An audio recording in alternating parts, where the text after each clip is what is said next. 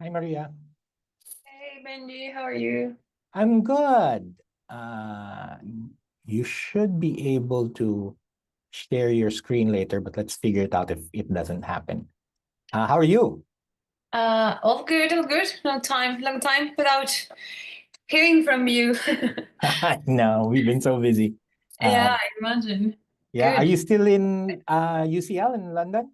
Yeah, I'm still at UCL. I'm a research fellow now. Fantastic, Um, fantastic. yeah. And Andrea met up with you. We didn't meet because I came back on Sunday. Oh, too So we bad. just literally crossed All right. paths. Hey, Um, Jackie. Hi, Benji and All everyone. right. Yeah, I'm gonna turn on my camera too, just so I haven't let people in yet. Okay, Figure great. we'll give them a minute more. And Maria, feel free to either turn off your camera first and join when you want to speak, or leave it on if you want to be on already. Great. I haven't seen Tom or Luis, right? So let's give them a moment. I am substituting for Andrea because Andrea is feeling sick. She just got back from her Europe trip, London, and she picked up something in Cardiff. So, yeah. Hey, Jackie. Hey, I hope she feels better. I know something's been going around. Yeah. Yeah. All right. And It's 10. I'm gonna let people in. But and I will let them know that we will give it a minute more. Okay.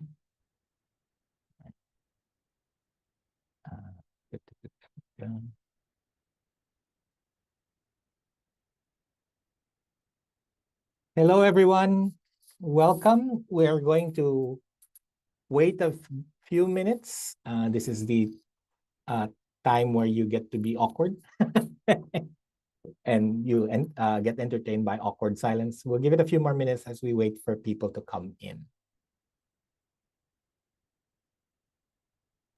I love the little window, Benji. Yeah, I know. It's a new thing, Like right? you're, It's like, yeah, it looks like you're peeking in from yeah, I can actually put myself right next, right on the auto rickshaw, so you feel like I'm driving the auto rickshaw. I love it. I love it. Zoom. Okay. Anyway. All right.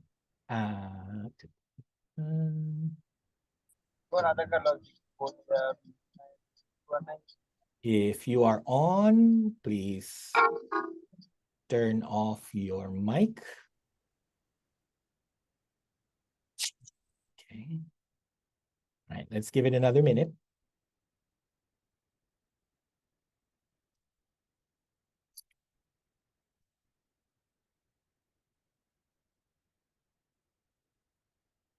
If you just got on, please turn off mute your mic, and then we will get on. Oh, wait, hold on.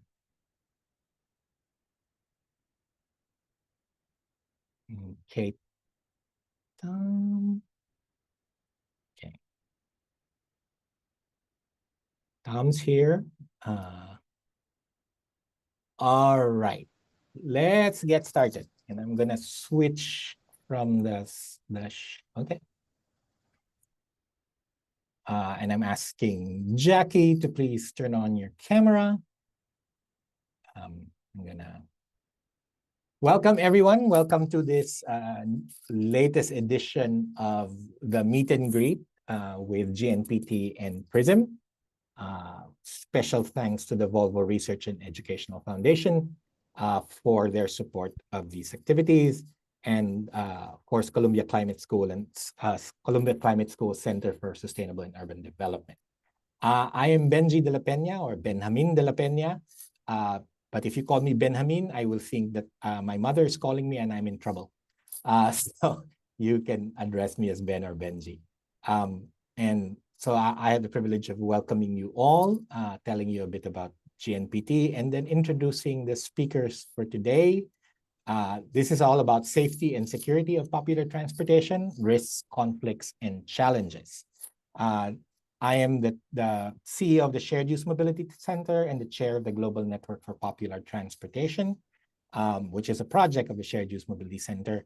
The goal of the Global Network for Popular Transportation is to elevate the modes that carry the most people around the world and make sure we learn more about them and that we have the right kinds of tools and incentives and to honor also and have the participation of the people who actually work in the sector so that we get more inclusive transportation, and it's a great source of employment.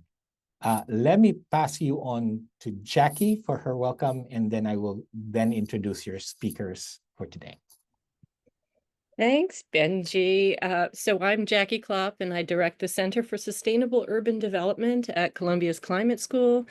And I have the privilege of facilitating the Partnership for Research on Informal and Shared Mobility, which is really an exciting research consortium with partners across the Global South, doing a lot of South-South exchange through living lab projects in different cities. And out of these living lab projects, which are in Bogotá, San Jose, Costa Rica, Mumbai, Bangkok, Beijing, also Accra, Kumasi, and Cape Town, we are getting a lot of insights into some of the challenges around what we call popular transport and shared mobility. And today, I think we're going to touch on one of the important themes that's emerging out of the living lab work, but also out of the work of really important colleagues that we connect to. So I'm just really excited to be here and part of this. We'll put the information about PRISM in the chat. And yeah, I'll just, with no further ado, move on to our speakers. So I'll pass it back to you, Benji. Thank you so much, Jackie. And before I introduce the speakers, please use the chat and tell us, say hello, tell us who you are and where you're based, whether that's whether it's evening or daytime or late at night where you are, and tell us where you're calling from. Now I have the privilege of introducing our wonderful presenters for today. And I will bring them up one by one and then let them speak. So I will put you guys on camera briefly before it's your turn to speak. The pin, and I am looking for Tom. Tom, is your camera on? Yes, it is. Okay, I can't, there you are, there we go. All right, so our speakers for today are researchers really trailblazing and have been working on this sector for a number of years and have been really adding to the global knowledge of how these systems work and how they work for people and what the challenges are and probably some of the solutions. So Dr. Luis Guzman is Associate Professor at the School of Engineering at Universidad de Los Andes and the Civil and Environment Department in Bogotá, Colombia. He's got a Master's in Science from the same university and a PhD cum laude from the Universidad Politécnica de Madrid. So he will go first, and I will welcome. I'll introduce our other speakers. Maria Jose Nieto is an environmental and development economist, and she's an expert in data analytics and bringing forward kind of knowledge-based strategies for social justice and sustainability. She is with UCL, University College London's Bartlett Lab. She worked for the Bogotá local government and has also worked with UN Habitat and the International Organization for Migration and the CAF, or the Development Bank of Latin America and Caribbean. She's calling in from London. Tom Courtwright, our third speaker, is transportation consultant based in Kenya, and he founded with his co-conspirators Lubianza Research, one of the first places that was doing research on what drivers. If you have your mic on, please turn it off. Thank you. What's happening with boda bodas and motorcycle taxis in East Africa. He's the research director of the Africa E-Mobility Alliance and has worked with the United Nations Environmental Program, GIZ, the World Bank, and many others. He's doing his PhD at the University of Cape Town on boda-bodas in Kampala. And so those are our three speakers. Let's welcome them all. And let me quickly then turn it over. Luis, you're going first, right? Okay, so let me get myself out of the picture and let's hope that we can share your screen. So can you go ahead and share your screen? Perfect. Yes, I can. Thank you, Benji. Fantastic. Just give me a second, please. I will try to do.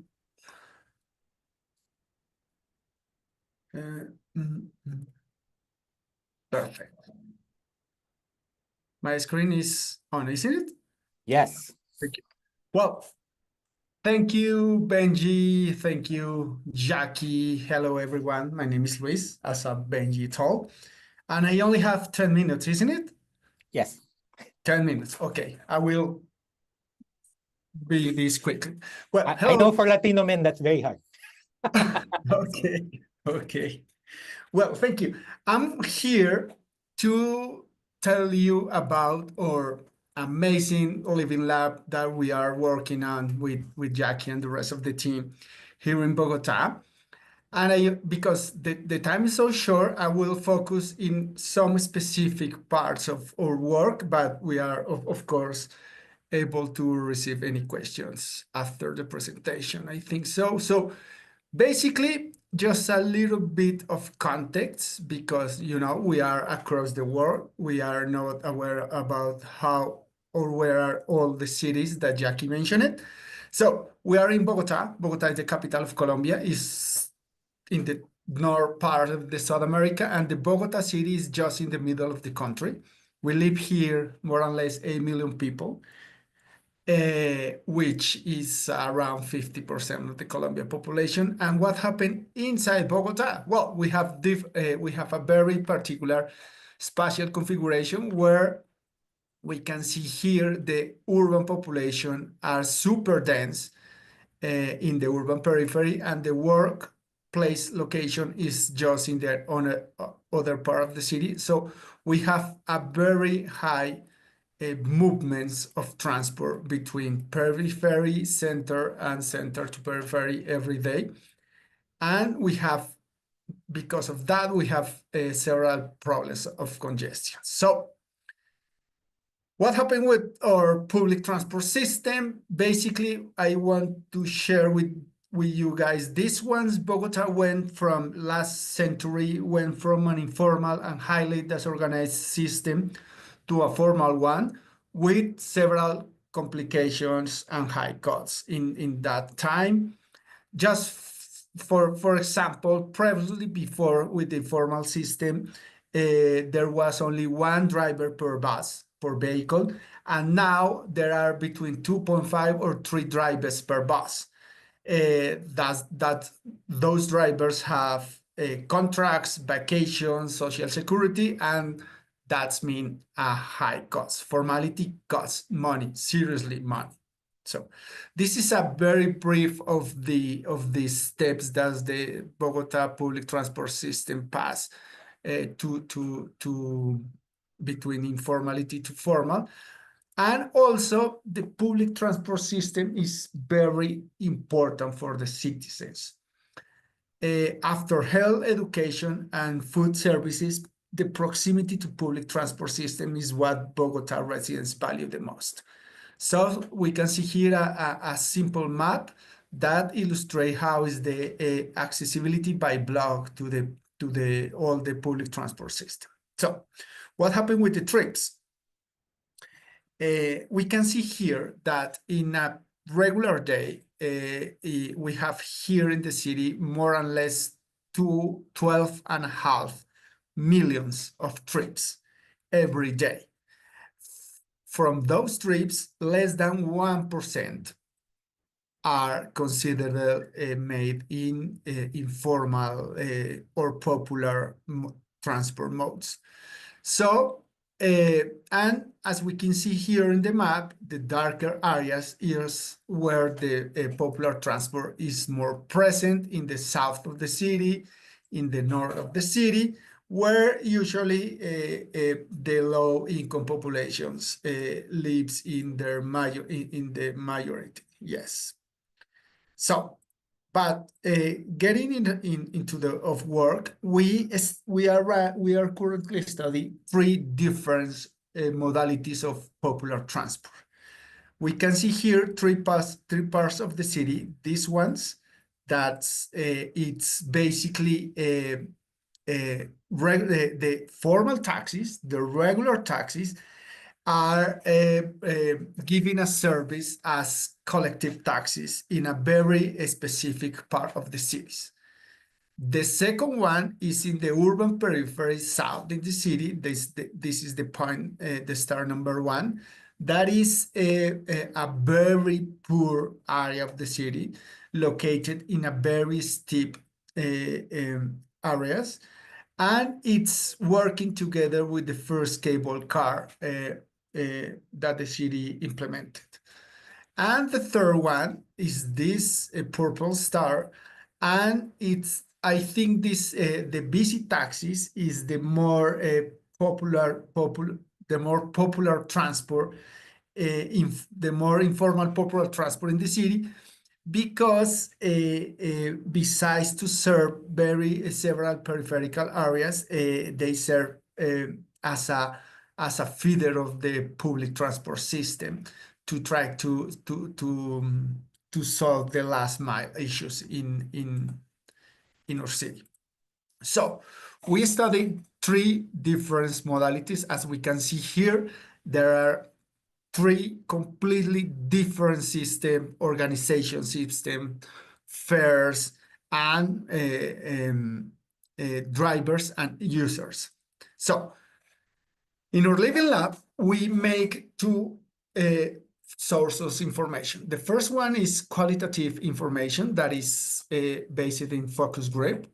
We gather with the community, we meet with the 3 communities in these 3 points to talk about the concerns, the travel patterns, trip purposes, facilitators, barriers to use the informal share transport modes here.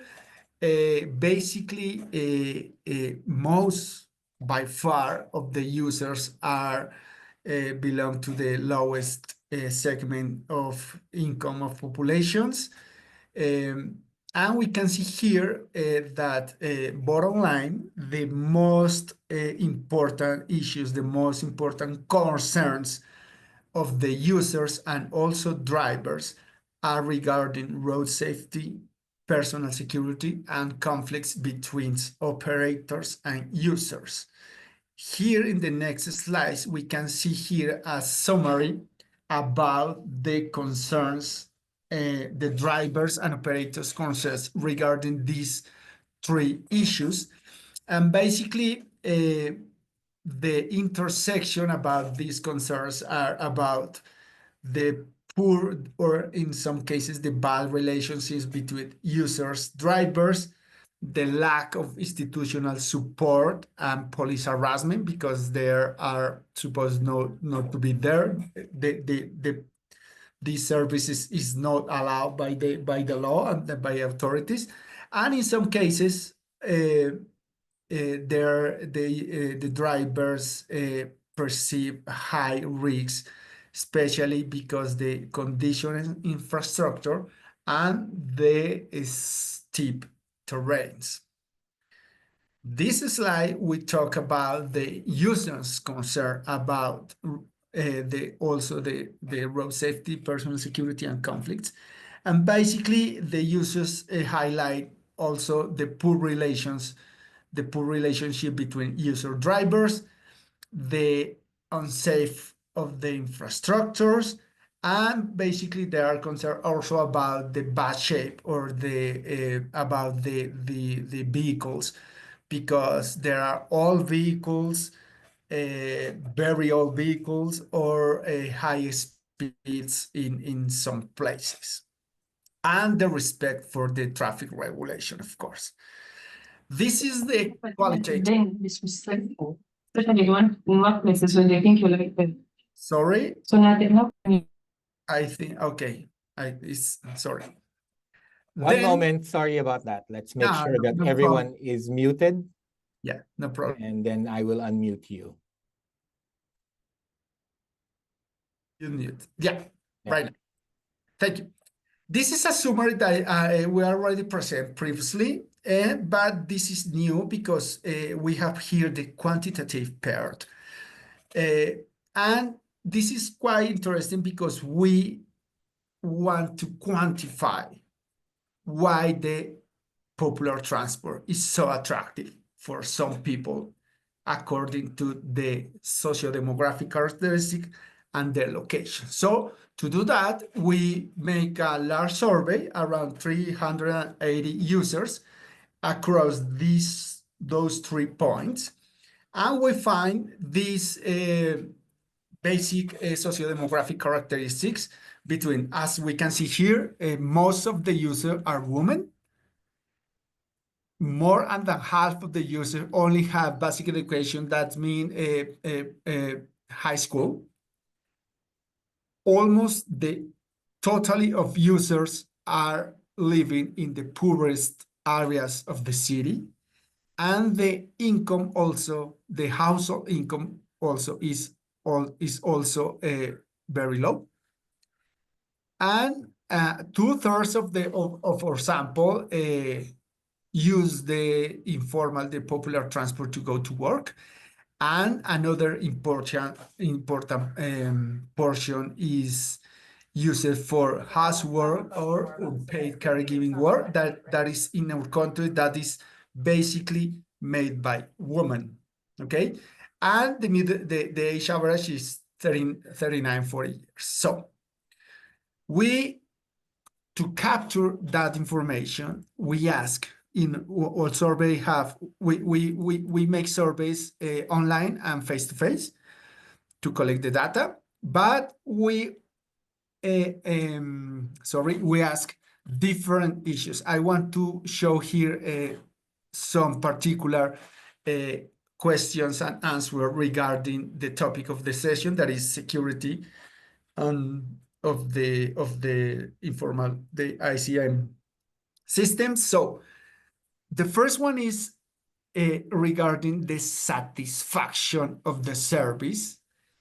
And we can see here on the left, this is related with this is related with personal security.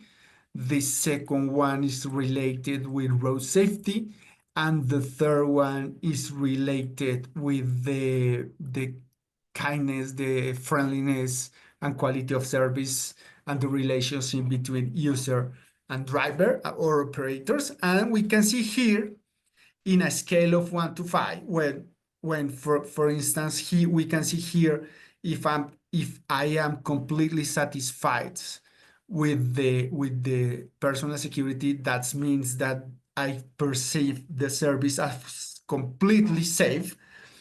In this scale, the level of user satisfaction with these three aspects changes between zones, and we also compare with the public transport. In general, we see here that users perceive the public transport, the formal public transport, as unsafe. We can see here this part here. They see that the risk of robbery and assault is higher in the formal public transport. So we can measure here. We see an important issue about the preference of ICM over public transport systems.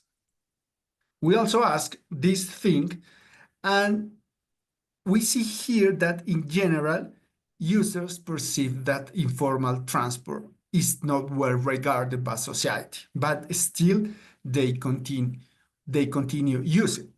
So, and for what we ask that? Basically for construct this model.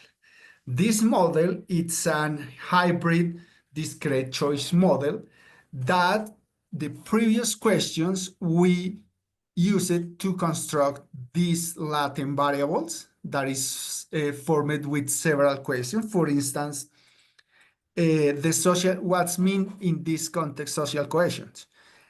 We construct this latent variable from different questions in our survey. For instance, we asked to the people, the ICM contributes to the neighborhood development. Another question could be, my family, friends, and relatives use the ICM, the informal transport services. Another question is the why I use the transport is influenced by friends, family, and relatives.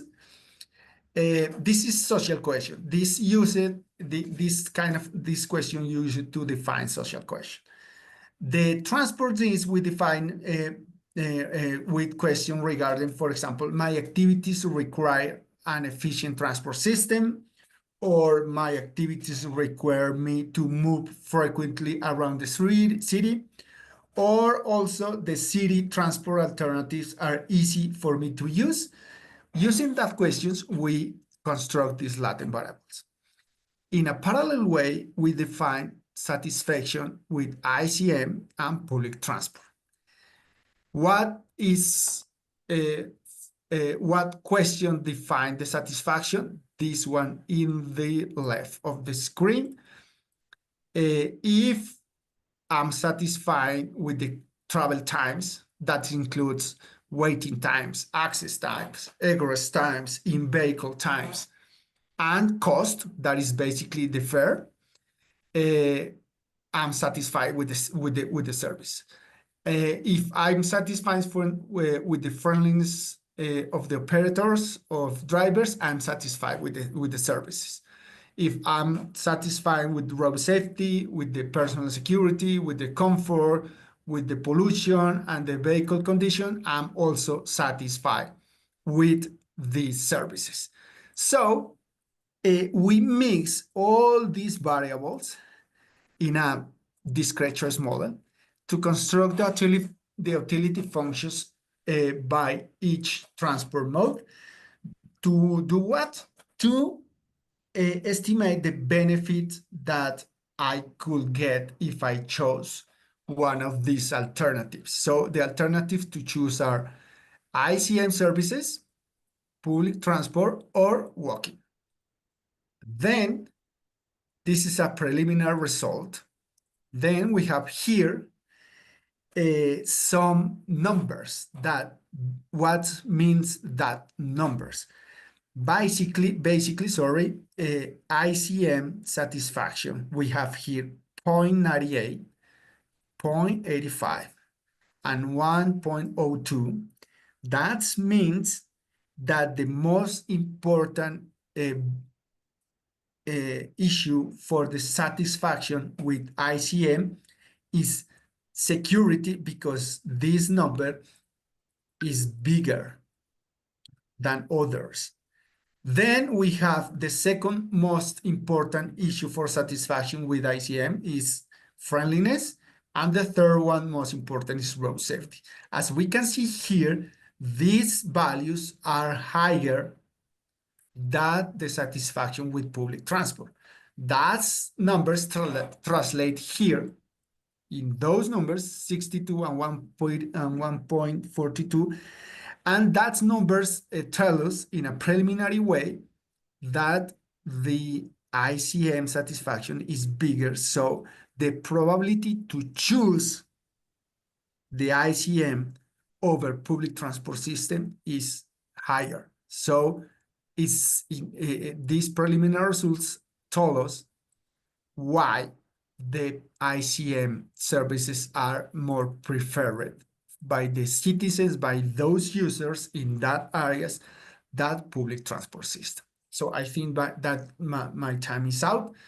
I'm glad Thank you so much, Luis. Some questions, some answers then. Thank you, Benji. Thank you. And if you will stop screen sharing, thank you so much.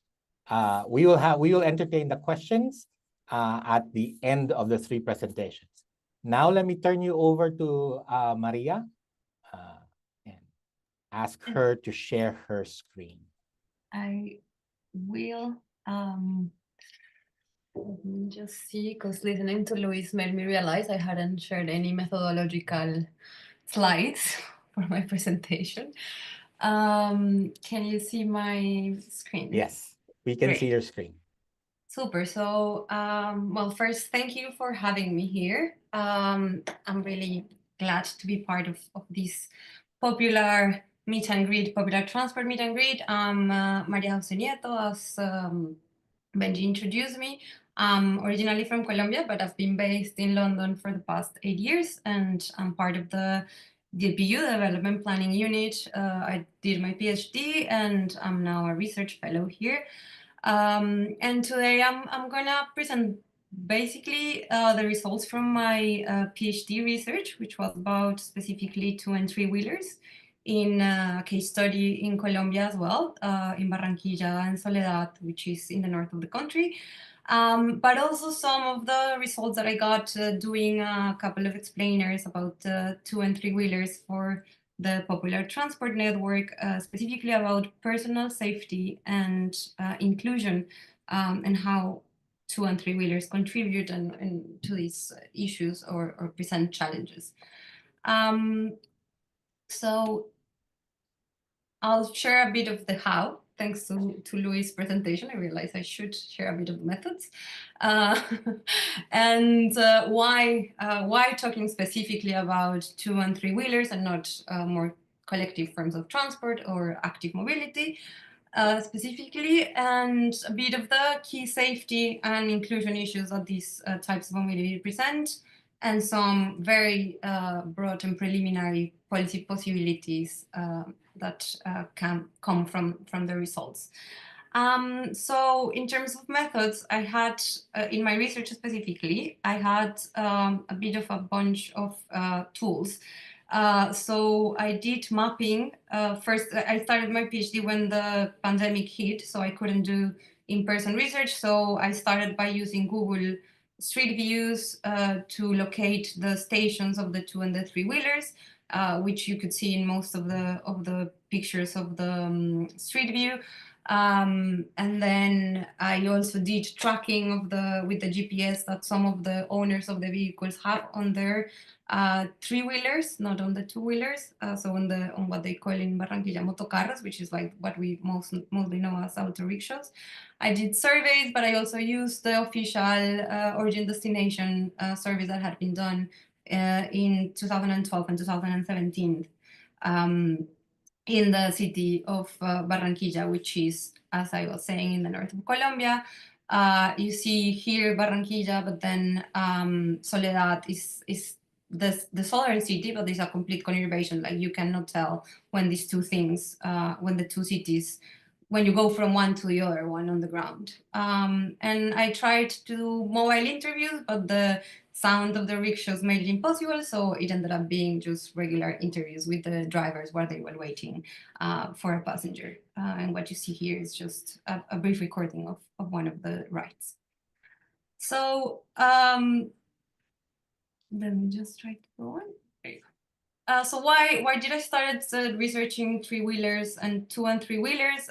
It was predominantly because I could see how they connected in my hometown in Bogotá, a bit of what Luis explained, and how these were basically connecting peripheral areas and providing a service that the BRT systems that were being put in place across Colombia were not. As you can see here, it's like there's a very long queue to go into one of the BRT terminals in Barranquilla, but this one is actually in Soledad.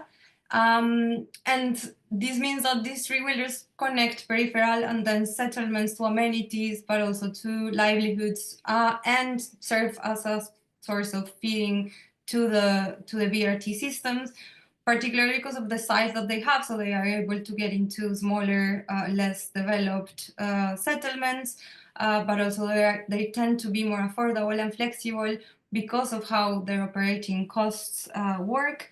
But they also are an alternative that is affordable for door-to-door and last-mile mobility compared to automobile taxis, so to four-wheel taxis that tend to be more costly and therefore not available for people that live in these unserviced peripheries. So what you see on the right is a map of the BRT system in Barranquilla and Soledad, and a buffer of 300 and 500 meters from each of the stations. But predominantly interesting is the fact that in Soledad, the feeder routes do not connect east to west. So, and that's what the system of three-wheelers and two-wheelers do, is predominantly local travel. So the ones that are not destined to get to Barranquilla. In that sense, what I found is that most of the trips that are performed in three-wheelers are care-related and non-commuting trips, meaning those that are not necessarily the rush hour trips that of people going to work, but predominantly women, as Luis was referring, but also higher age, like older adults and people with some challenges in mobility. So what you see from in the pie charts is the results of the survey that I did in Soledad. It was a representative survey with a bit of a representation of people with disabilities and people with specific characteristics of ethnicities and age. But the result is, it was relatively clear in the sense that three-wheelers serve a higher percentage of people that has difficulties moving, but also represent an option for women that prefer traveling in these, let's say, more individual transport services because of the crowded vehicles, increased chances of experiencing harassment, but also because of the nature of the majority of women's travel that are not a linear, but are multi-destination. And so there is a premium in these flexible modes, such as two and three-wheelers, for women to feel safer, but also to comply with the necessities of carrying packages and arriving to destinations that are not, let's say, close to the mass transport services. Additionally, to this is the fact that they represent a facility to connect peripheral areas and are specifically targeting the needs of more vulnerable populations. It also means that two and three-wheelers' negative impact might be bared disproportionately by these transport disadvantage and low-income populations. Specifically with pollution, one of the research outputs that we got from this process was the disproportionate amount of exposure to pollution that users of three-wheelers have compared to automobiles and to buses, because of how they are opened and receive all of the exhaust and all of the contaminants from the PM2 particles from other vehicles when there is congestion, but also on off-peak times and weekends is considerably higher the amount of exposure that the users of these types of services have. So it also entails that despite, like, because they connect more vulnerable population, they also might, the negative incomes might be landing on more vulnerable sides of the population. So in that sense, the key challenges for safety and exclusion specifically was important to kind of state that crime is not something that is directly or specifically related to informal or popular transport, but it's an overarching urban issue, and that it not only affects users or might affect users, but it also the drivers are also victims of crime and harassment by the police, especially when they are in this gray area of regulation in which there are either completely illegal as public service or have regulations at the local level, but then are banned at the national level, which is the case of Barranquilla. And this tendency to ban rather than regulate these forms of mobility means, or banning them from circulating from specific main roads, is impacting the already vulnerable population that uses them for specific needs of connection that are not addressed by the collective or the mass transport system. But it also reduces the traceability of drivers, both in the sense that drivers might not require police help when they have been harassed or victims of a crime, but also by users, because there is less visibility of what's going on and traceability from these vehicles. And finally, what I think we're pretty aware in this community that studies popular transport is the lack of evidence that is growing, but still when there's regulation happening, it's rare that there is the acknowledgement of these vehicles and specifically of those non-commuting mobilities that they serve, such as those of gendered mobilities and people with some limitations of movement. Continuing with the three more challenges was the lack of integration to the mass transport system. Despite these vehicles serving as feeders to some of the BRT lines, they are not recognized or enabled to enter the stations, and this creates issues of affordability for users that have to pay more than one tariff to access like their complete journey, but also enables overcrowding by not limiting the amount of vehicles that are able to supply a service within the city.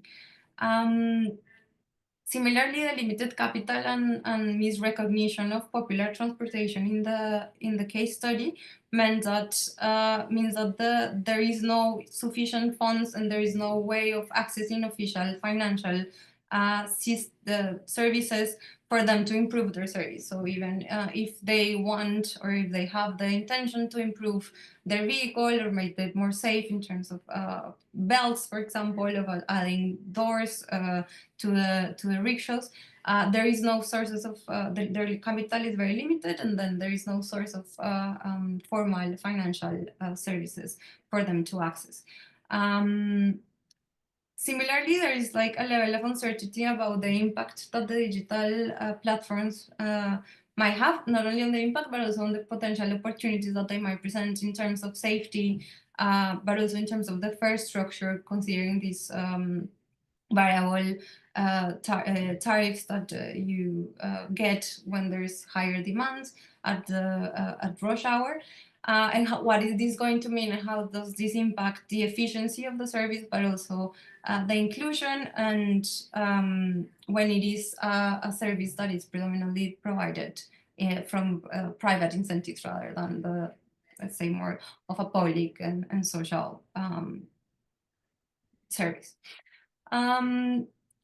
Based on these challenges and the findings of how three-wheelers and two-wheelers connect more vulnerable people, but also face some negative impacts, the policy, I kind of outlined 6 main policy possibilities, starting, of course, by thoroughly understanding, considering, and recognizing the functionality that the services provide, particularly in terms of non-commuting mobility, so mobilities that are not necessarily A to B and linear mobilities at rush hour, especially in relation to those that are transport disadvantaged, not only in terms of their socioeconomic conditions, but also in the locations of the city, considering that these vehicles are particularly well suited to provide door-to-door services in spaces that are not designed or are not planned for bigger vehicles to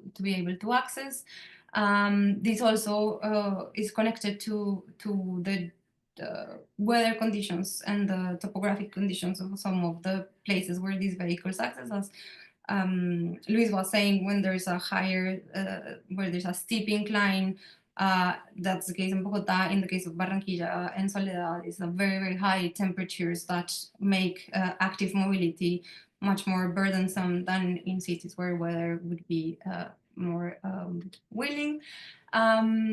So the first thing is kind of thoroughly understanding and paying attention to the functionality to non-commuting mobilities, and then the potential that these services have for improving accessibility for people with limited mobility, being more affordable than regular taxis, but also extremely flexible for design adaptations. I saw some examples of vehicles being adapted to even be able to put on a wheelchair inside of the rickshaw. So there is some potential there, considering that they're also already used by a higher percentage of people with disabilities, at least in the case study.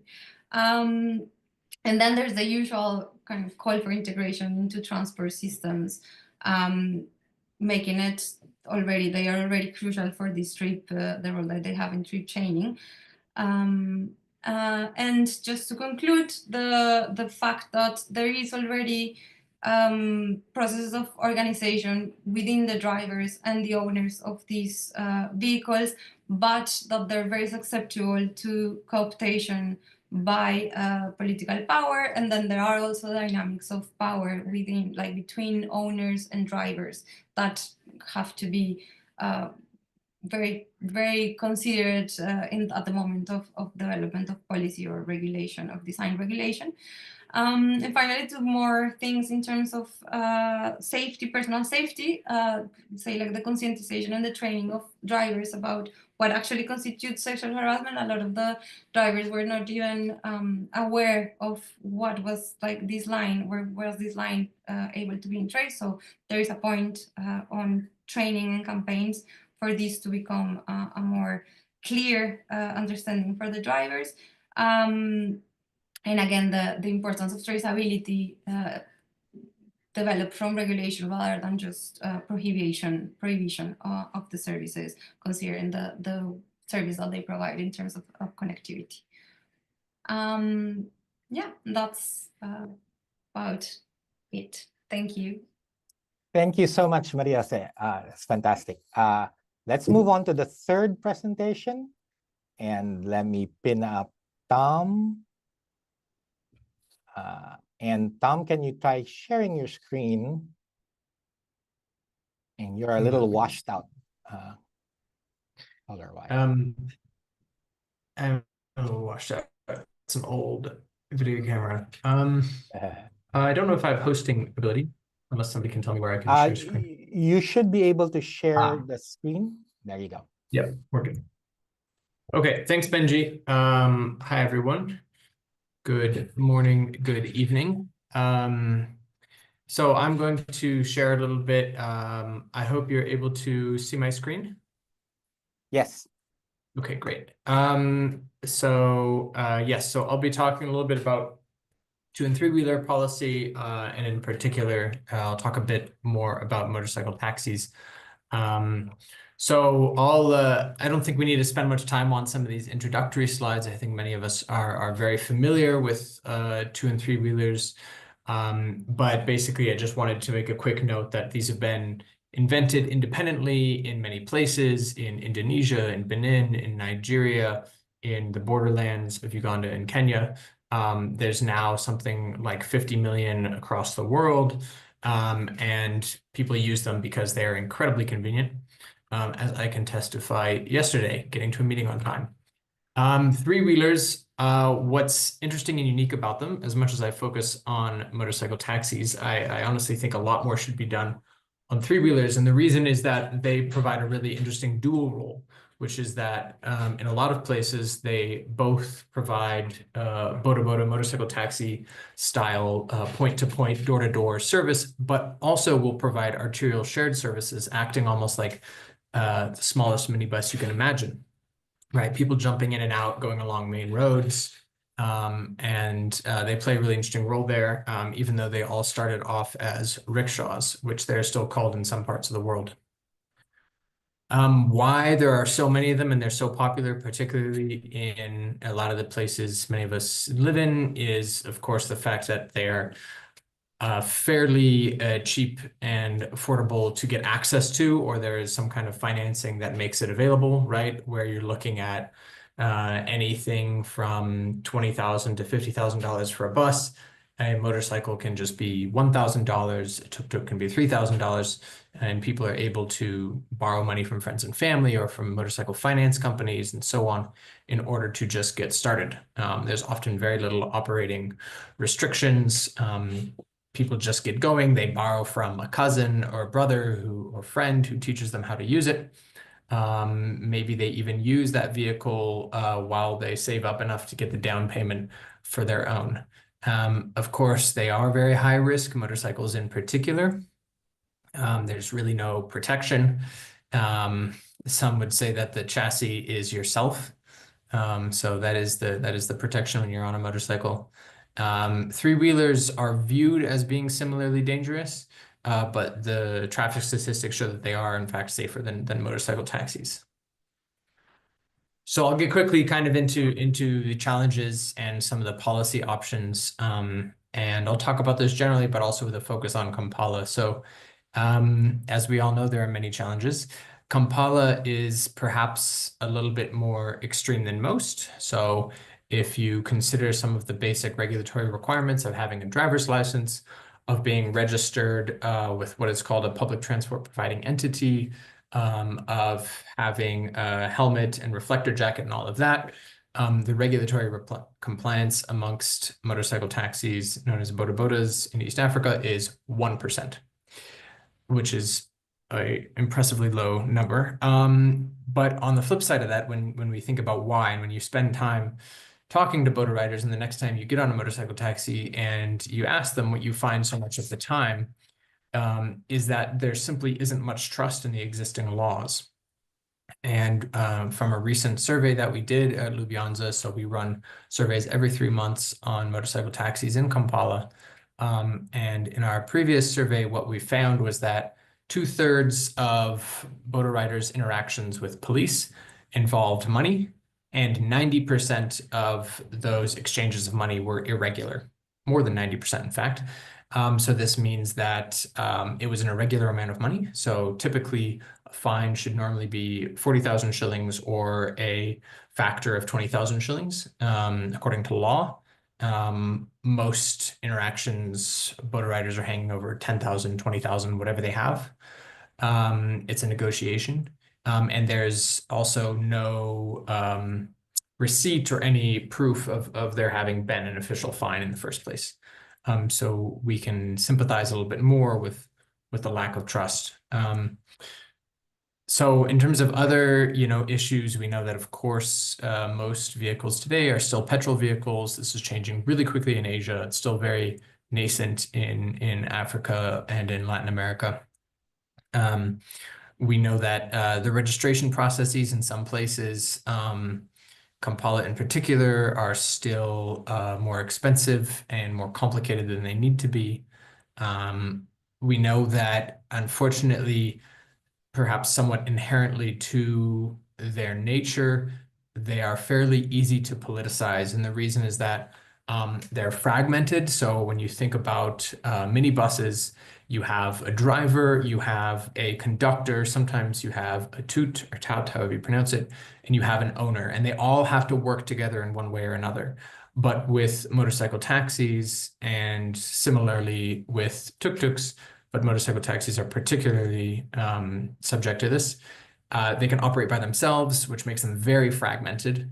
And they're highly visible, they're highly mobile, they talk to a lot of people every day, right, while taking people around, and they're in high numbers. So they're very quickly politicized in a lot of countries. And in general, police find that informal transport operators are a great target. Police are often underpaid, and as a result, supplement their own income by stopping informal transport operators, be they minibuses or three-wheelers or bodabodas, to supplement their income.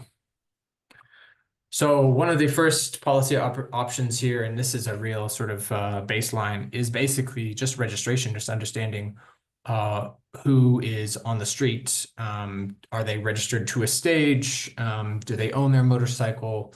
All of this kind of information. And this would, of course, help governments say, if they're planning for the future, say, well, perhaps we do have saturation and we need to only allow, half as many new bodabodas to register or whatever, and we need to be able to implement that, right? So if there's an unregistered boda rider on the road, they should be stopped and taken off the road. like I said, trust is a major issue. Another is that there needs to be strong policy support to make this happen. And it needs to be low cost and implementable. So on the right there is a snippet from the registration form from 2013, when the Kampala Capital City Authority attempted to require all Boda Boda riders to register. There's a number of issues that happened during that, which also had to do with things completely outside of KCCA's control. But you'll note that even on the registration form, they tell Boda riders that it is not a license to operate in Kampala. I don't think it will surprise too many of you to hear that only around 10% or less of Boda riders in Kampala were registered during this drive. Riders saw that and said, you know, why am I taking my time and money to register? And actually, this is not going to protect me at all. So obviously that is a key gap. Another option, and this is on the more punitive side perhaps, is to restrict operations. So in Ghana, for example, in Zambia, in China today, motorcycle taxis are illegal nationwide. Now in rural Ghana, and from what I understand, even occasionally in some small towns in China, they still operate illegally. But for the most part, particularly where state capacity is high, like in China, they've been able to take them off the streets. Now, less punitive or all-encompassing than that is to simply say certain areas might have high levels of theft. The unfortunate reality is that motorcycles are a fantastic getaway vehicle. There are bans against motorcycle taxis. In the Sinai Peninsula, for example, of Egypt, there are bans against motorcycles, various types of bans throughout the Sahel as well, because of their utilization by militants. And so governments might choose to ban them from certain areas or at certain times. So for example, in Nairobi, in the downtown, in the CBD, they're banned during the day. In Kampala, there was also an attempt. So in this map on the right, all those little blue dots were registered stages. And in the center of the city, you can see that there aren't any registered stages. And this is because there was an attempt at banning them from the downtown in 2020 after the first lockdown ended. That ban lasted 4 hours. So it started on a Monday morning and it didn't quite make it to lunch. And it was essentially because there was still very high demand by passengers to get in there, right? There was no alternative transportation. There was no way to get into those central areas if you weren't wealthy enough to own a car. And minibuses are slow and they don't get everywhere. And so there's a lot of demand from passengers. There's, of course, demand from drivers who also wanted to go in there and pick up passengers. Police have long negotiated with Boda Bodas for better or for worse. And that's what happened. They negotiated with them at the blockades and they went in and it ended. So in order to carry this out, you know, it's definitely not, it shouldn't be plan A. But it certainly needs to have a lot more thought through effects. So for example, when this happened in Lagos, they crushed thousands of motorcycles, right? Millions of dollars of low-income people's assets were literally crushed. And those who escaped Lagos and escaped the crushing of the motorcycles all just moved out to peri-urban areas. So it's not that they disappeared or quit their jobs. They just moved elsewhere. And so third key element I want to talk about here is about associations and unions. So they go by many names, but in order to negotiate with, like, of course, you know, we all know that in order to pass transport reform that's going to work with everyone, we need to work with informal transport operators themselves, right? Otherwise, nothing will change. Unfortunately, in some places they are quite organized and centralized, and in some places they also have leadership that is largely representative. In some cases, in many places, that is not the case. So this is generally dependent on how they're politicized in those places, whether there are patrons, whether there are like godfathers who pick certain winners, pick certain leaders to run associations that are not necessarily representative. So there was an association in Kampala in Uganda from 2010 to 2017 that was called Boda Boda 2010. And the leader of it himself was never a Boda Boda rider. He was simply picked by some people in power to run this organization, and they eventually all fell apart. So the other thing that often happens in associations and unions is they can end up falling back on some exploitative approaches to their own members, right? So these they don't necessarily have any other form of funding, and so they might start arresting their own members or levying fines on other voter riders in order to raise the income to pay for their offices and pay for their salaries. And of course, this leads to a quick downward spiral in terms of their reputation and how they are viewed by their own members. So just a couple of thoughts on this. So one is, and this is a very universal issue, which is that traffic police, people join traffic police, policemen want to become traffic police, not because they particularly love standing in the middle of the road. It's actually quite a dangerous job in that respect, but they like it because it has by far the best opportunities for supplementing their own income. So there's clearly a need for reform around that. There are only certain laws. A lot of the time, there's only certain laws that are heavily enforced. So for example, in a lot of East African countries, police will enforce driver helmet usage, but they will not enforce passenger helmet usage, which is also in the law, but it's simply not enforced. Second thing is, of course, that when engaging with associations and engaging with informal transport operators, it's best not to also use threats in the same sentence because it tends to undermine trust in whatever reform is being carried out. And finally, definitely it's important to engage with the associations and unions and leaders. It's important, though, that there's a sort of, sense check. There's time also spent truly at the grassroots, right, which is with the operators who are moving on the road, who are based at stages, because we shouldn't always assume that leaders are necessarily the most representative. And so there's a need to always kind of balance and hear all perspectives, because it is certainly not a uniform, by far not a uniform block of people. Thank you. Thank you very much, Tom. Excellent presentations all around, of course. Now we're going to open it up to questions.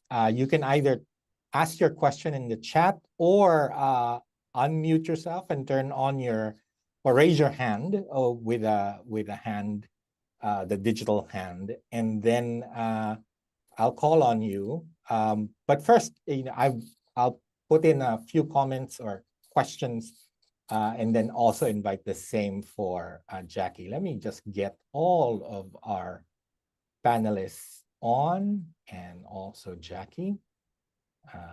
There we go. All right, so a couple of quick ones. First of all, Luis, quick question. Just clarifying in your little index, the safety was kind of reversed. The more concerned they were about it, the more it was negative. Whereas the other two, like friendliness, the number was how much they liked it more. Did I read that correctly? No, really, it's basically or Latin variables means if I'm satisfied with personal security, if I'm satisfied with road safety, if I'm satisfied with the friendliness, we are more able to choose ICM services regarding public transport. So it's positive, and it's a proportional direction that depends on that coefficients. Thank you so much. And give us a bit more on friendliness, I think, which is completely absent in transportation conversations, the human relationship, right? Yeah, exactly. And we've heard that a lot also for two-wheelers, particularly. I remember a speaker, and I'm blanking out on her name, Transforming Transportation last year, and she was a legislator, and she was legally blind. And she was saying for her, the fact that she can touch a person and talk to them directly was actually way better. And so she liked motorcycle taxis. But tell us about that friendliness and why that's important. Exactly, because one interesting finding that we found in the focus group, it's in some cases users prefer that services because they feel more closeness with the driver, are familiaris, they know each other. the driver in some occasion call help to the woman to carry the bags, and that's basically it's because of that we decide to measure, to ask that question in our survey. Fantastic.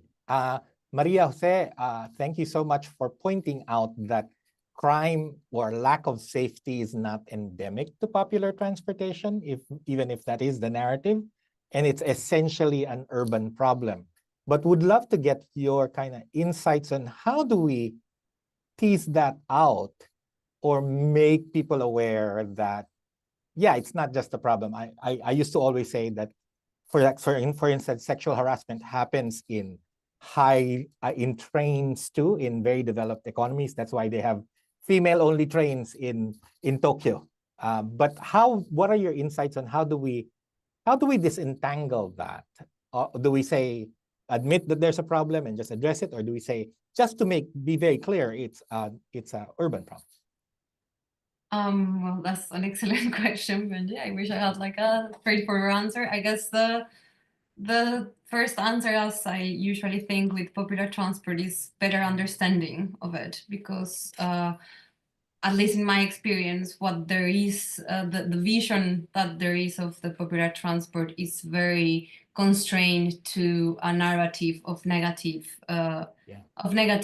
portrayal of it, and very little on the actual services that they provide us, and the actual users are, as Luis was sharing, and it's my experience in the research in Soledad, they're very happy with it. I think one of my first slides is actually in Barranquilla, there's a carnival. And as if you remember from my first slides, there is like a model size, like a real size three-wheeler with all of the paraphernalia of the carnivals in the middle of a huge mall in Soledad. So it's something that the locals already kind of see as their own as part of their identity, as part of their cultural identity in Soledad, despite it being illegal at the national level. So there is this, I think that the first thing is kind of the recognition of the services that they provide without necessarily romanticizing it, because they do subject people to more exposure to pollution. There are some risks in terms of mainly motorcycle taxis, because they can ride way faster than the rickshaws, as Tom was saying. I think that's one thing that is very little talked, and that I think it should get more publicity, is the fact that rickshaws can only reach 50 kilometers per hour. And as we know in transport, like that matters a lot in the fatality of an accident and the injuries that it can cause. So, because like my answer is like more knowledge, no, like more understanding and recognition, mainly actual recognition of the services that they are providing, and not like arriving as if we were working in a blank slate when we deal with transport, right? In the formalization of it, I'd say, with quotes. Thank you so much. And on that note, Tom, right, thank you for pointing out in at least the regions that you're researching, despite the narrative, crashes and injuries from deaths from boda-bodas, motorcycle taxis are actually lower, right, than the rest of the other modes. So thank you for that. And I think that's something we need to bring out. The other, I think, is that your concentration, or you're bringing out the role of corruption and the police, right, in both the costs for operation and the the risks of being politicized and all of that. And I don't suppose you would have solutions, but from the boda riders that you've talked to, do they have kind of their own ideas of how we could kind of solve this corruption issue for them? Have you heard anything or any insights on that? Or is it like government has to do something about it? Well, I suppose it's my fault for bringing that up with at least one KCCA person in the audience. I'm trying to make sure I can get back to Kampala very soon. But you know what I hear the most from riders is definitely it's about their own leadership. It's so basically what often happens is at both stages, that is to say, like the parking spots and also in the associations. Oftentimes a leader takes power, somebody who already has, like, charisma and some actual support, but they take power and say that they will have an election in 3 years or 4 years or 5 years, and no other election ever happens until there's some sort of popular revolt within the ranks. So that's something that was one of the most consistent things that's come up when we've asked writers what kind of reforms do they want to see. The other thing that writers mention is simply that, you know, they feel the police are exploitative. Now, voter writers themselves, you know, it's not really their problem to solve.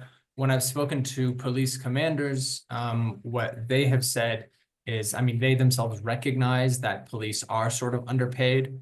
You know, that earnings are quite low. You know, we're talking $100 a month or less. So some of this is frankly very difficult to avoid. I mean, I you know, would love to hear from some more sort of police reform experts on this.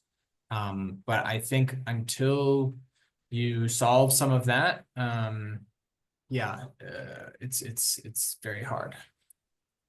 Thank you. Another note for Maria Jose Nieto, I like that the cultural aspect, right? And I can bet you there are songs or poetry or art about popular transportation. Is another thing we basically ignore.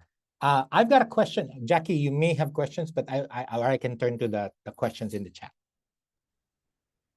Yeah, no, I just very quickly just want to say how important this research is, because there are such discriminatory ideas around these forms of transport, and just a lot of assumptions that a lot of the transport planners and regulatory authorities make based on very little data and research. So what all of your research has done is really reversed a lot of really problematic assumptions in the places that you're working. So congratulations on this really path-breaking research. I am very curious about how you plan to present this work to regulators and policymakers. And there is this theme of needing, you know, to emphasize more public recognition. So I'm but maybe not what is understood as formalization. That's come up in other research. Our Mumbai Living Lab as well has found that. So I'm curious, what would that consist of? And maybe then I'm just going to say that what could be an interesting follow-up project would be also to estimate the value to these cities in terms of inclusion and services that they don't provide, that these forms of transport are providing. And, you know, being able to show that and package that as a way to move away from these negative ideas and approaches to these sectors. So that's just there's a comment with some questions maybe folded in, and I'll stop there so we can go also, maybe if you have a brief reaction, that would be great. And then I'd love to hear from your responses to these wonderful questions in the chat.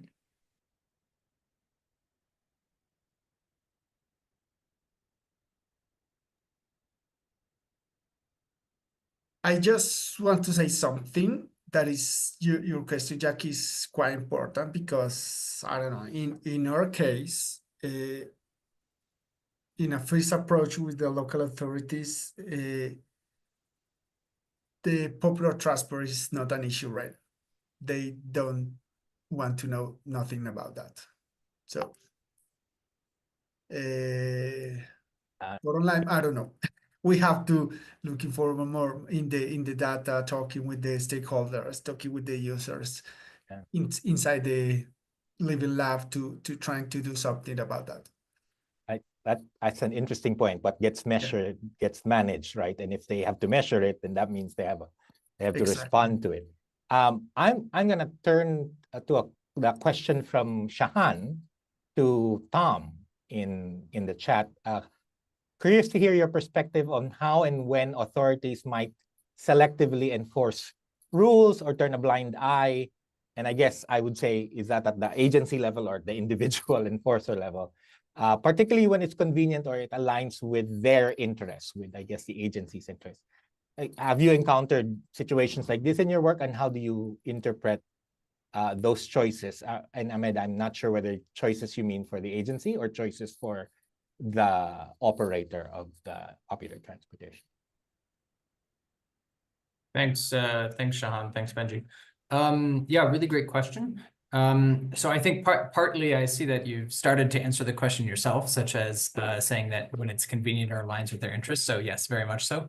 I think that one of the things I see is that optimally they're going to go for something where compliance is it's not 99% and it's not 1%, right? Because if it's 1%, that means that almost no boater riders are doing it. And so if they try arresting boater riders for it, they might be able to garner sympathy from other riders on the road. And that's what they really don't want, that, because that can be dangerous.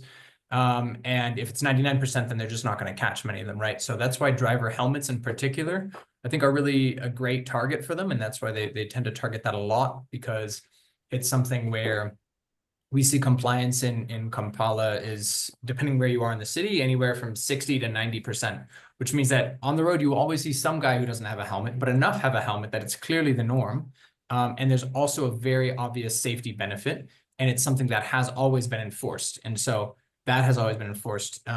Another, one of the reasons there's no passenger helmet enforcement is not only the fact that passenger helmet compliance is only 1% in Kampala, but also the fact that there have actually been direct orders from the very top of the government to not enforce that. And as a result, it's been dropped. And then what you see is that there'll be occasional crackdowns. So either a new security chief comes in or something like this, or simply they feel it's, boater riders are getting too lax. And so there'll be, every 6 months or every year, there'll be a 1 or 2 week operation, and then they will also enforce things like driver's licenses, or they'll enforce stages that are not registered by government, and chase people from there. So it really depends, but I mean, that's a really, really interesting question. Thanks, Tom.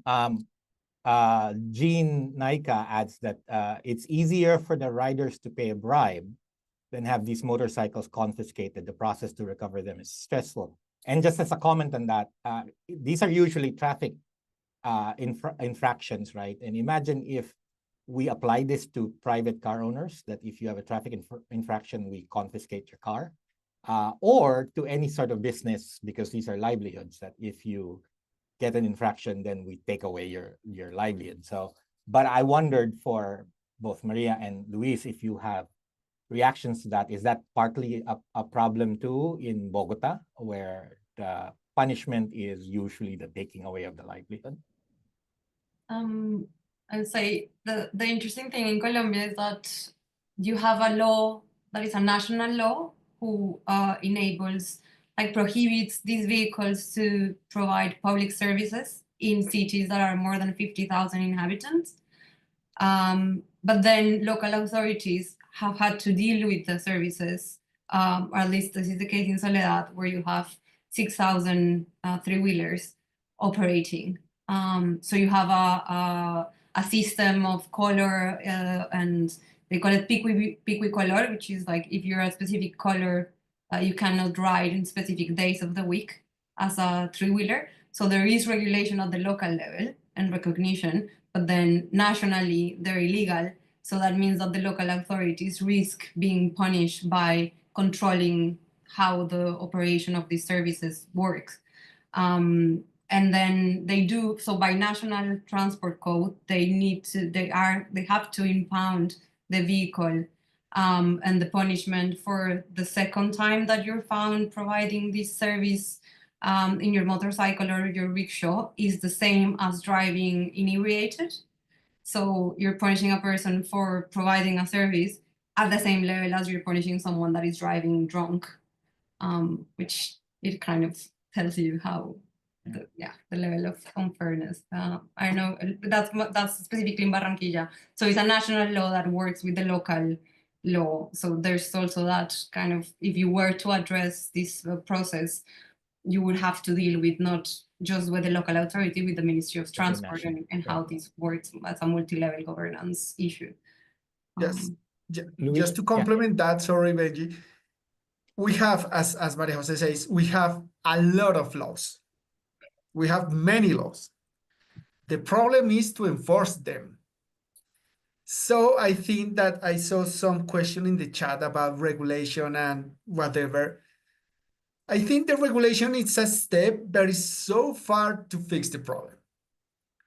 It's I don't know how to say it to put in formal words, but the regulation is the least of our problems. We have more interesting problems to solve in the popular informal transport beyond laws.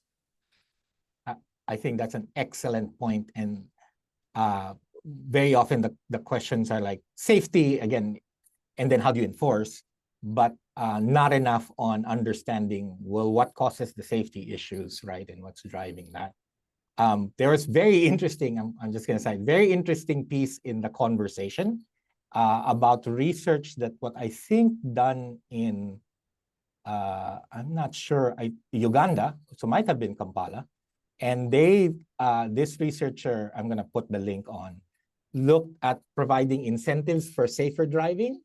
And what was interesting was the men, mostly men drivers, would rather that it was a well-known thing that they were getting incentives and subsidies to drive safer, because then they had a reason to. And so the research was showing that masculinity, or at least toxic masculinity, had this role in the kind of aggressive driving. So I think that's just very, very interesting. Okay, I think we have time for 2 more questions. I'm going to put together Grace Naluquago. I hope I said that right. 2 questions. How can government support or utilize resources consistently so that you can ban bodas from encroaching on pedestrian pathways, sidewalks, I guess, and non-motorized transport corridors? I think Luis may have something to say because Bogota has those large bike avenues that they built out, right? And then she also asked, you know, how did you conduct the head counts of boda versus cars and pedestrian cyclists? How did you do this in Kampala or in Bogota?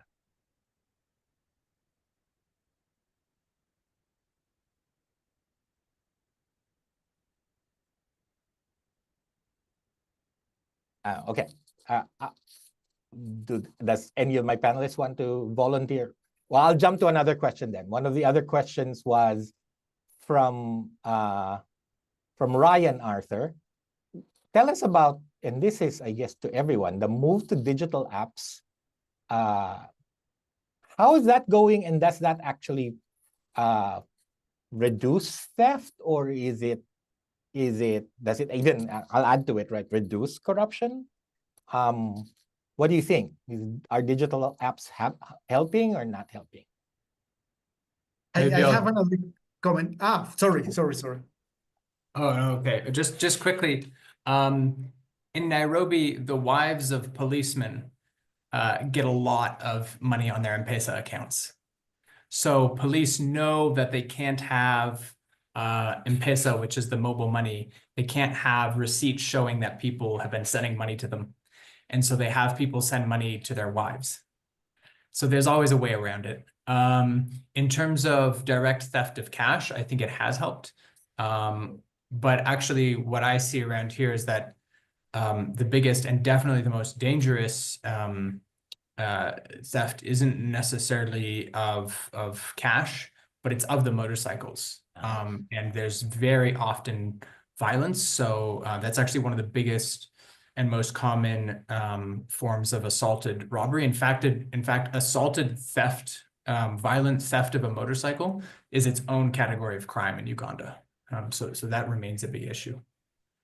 Thank you. Just to add to Tom, that it's in Barranquilla is the same. Like I had 60 drivers interviewed, and out of the 60 had at least 2 motorcycles stolen or confiscated, which is almost the same because they lose it. It's cheaper to buy a new motorcycle, well, a used motorcycle, than to take it out of the impoundment, which is a business of one of the families of the local government. So yeah, but the same happens in Barranquilla. The theft of the motorcycles is more common than the cash type. I think that the apps are very interesting question because, as I probably discussed with Jackie, this take back us because what do we want with the popular transport? We want to improve the popular transport. We want to perpetuate job informality. We want to integrate it into the public transport system. So I think that there is a very complicated question to solve that before to start to propose that kind of solutions. It's difficult. It's challenging. Yeah. I totally agree. And the line I've started using is that we need to solve the problems of popular transportation versus solving the problem that is popular transportation, because we tend to lump it all together. And it's like you can solve small things that can lead to better services. And I think the research that you guys have shown is kind of that these are assets, right? You blend them and no one can get around, no matter how many buses you have.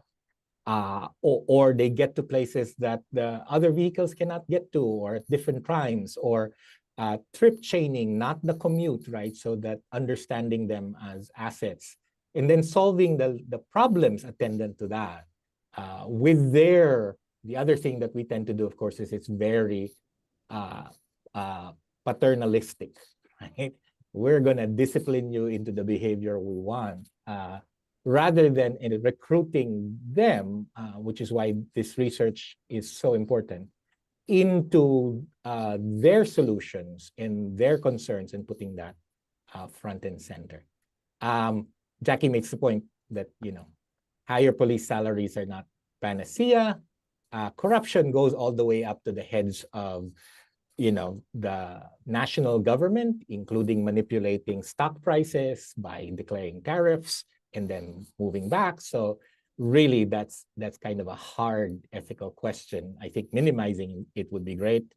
And then having more leaders who are more ethical and think about these things.